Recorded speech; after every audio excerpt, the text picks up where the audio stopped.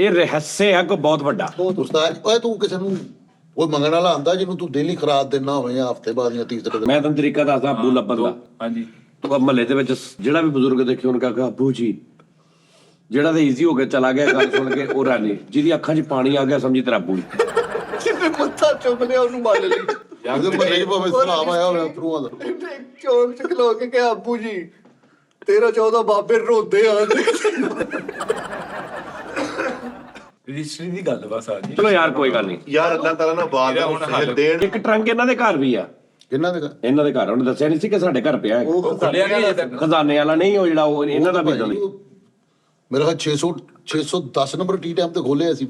ਹਾਂ ਯਾਰ ਮਿੱਠੇ 5 ਸਫ਼ੇ ਵਾਲੀ ਰਜਿਸਟਰੀ ਕਿਹੜੀ ਹੈ ਯਾਰ? ਮੈਨੂੰ ਯਾਰ ਪੁਰਾਣੇ ਸਾਜ ਜੀ, ਪੁਰਾਣੇ ਤੁਹਾਨੂੰ ਤਾਂ ਕਹਿ ਤਾਂ ਦਿਆਂ। 1.5 ਮਰਲੇ ਦੀ। ਹਾਂਜੀ 1.5 ਮਰਲੇ ਦੀ ਸਾਜ ਜੀ। ਤੇ ਯਾਰ ਤੂੰ ਲੈ ਆਉਂਦਾ ਸੀ ਤੇ ਦਿਖਾਈ ਦਿੰਦੇ ਲੋਕ। ਇਹਨਾਂ ਦੇ ਮਹੱਲੇ ਉਸਤਾਦ ਜੀ ਇੱਕ ਕਰਿਆਨੇ ਵਾਲਾ ਸੀਗਾ, ਉਹ ਨਾ ਗਲਤ ਆਦਮੀ ਸੀਗਾ। ਇਹ ਚੋਰੀ ਨੂੰ ਵੇਖਦਾ ਸੀ, ਕਹਿੰਦਾ ਮੈਨੂੰ ਤੇਰਾ ਪਤਾ ਲੱਗ ਗਿਆ। ਕਹਿੰਦਾ ਜੇ ਪਤਾ ਲੱਗ ਗਿਆ ਤੇ ਪਿਓ ਦੇ ਸੀਨੇ 'ਚ ਠੱਡ ਪਾ।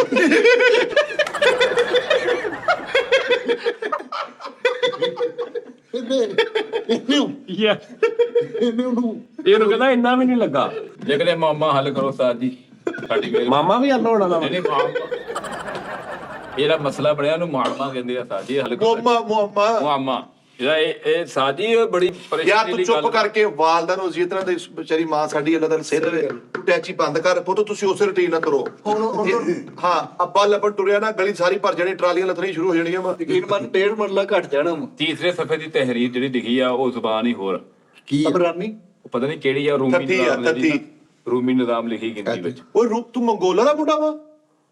ਉਹ ਨਹੀਂ ਮੰਗੋਲਾ ਦਾ ਮੁੰਡਾ, ਖੋਖਰਾਂ ਦਾ ਵਾ। ਖੋਖਰ ਹੋ ਗਏ ਅਸੀਂ ਮਿੱਠੇ, ਰੂਮੀ ਤਾਂ ਮੰਗੋਲ ਬੋਲਦੇ ਸੀ। ਖੋਖਰ ਹੋ ਗਏ ਆ ਉਹ ਫਿਰ ਅਸੀਂ। ਕਹਿ ਕੇ ਦਿਖਾ ਮੈਂ ਖੋਖਰ ਆ। ਮੈਂ ਖੋਖਰ ਆ ਤੇ ਮੈਂ ਬੜਾ ਨਹੀਂ, ਉਹ ਨਹੀਂ ਕਹਿਣਾ ਉਹ ਤੇ ਮੈਂ ਖੋਖਰਾ ਪੰਜ ਦਰਿਆਵਾਂ ਦਾ। ਯਾਰ ਇਹ ਮੈਨੂੰ ਲੱਗਦਾ ਅੱਗੋਂ ਹੋਰ ਵੀ ਕੁਝ ਲੱਭੇਗਾ। ਅੱਗੋਂ ਸਾਲ ਬਾਅਦ ਕੋਈ ਨਵੀਂ ਕਾਗਜ਼ ਲੱਭ ਜਾਣ, ਉਹਦੇ ਤੇ ਚੱਦਣ ਲਿਖਿਆ ਹੋਵੇ ਅੱਗੇ। ਹਾਂ ਇਹਨੇ ਜਦੋਂ ਅੰਮੀ ਕੋਲ 10 ਰੁਪਏ ਲੈਣੇ ਹੁੰਦਾ ਉਹ ਨਾ ਕਰੇ ਤੇ ਕਹਿੰਦਾ ਖੋਲਾਂ ਟਰੰਕ।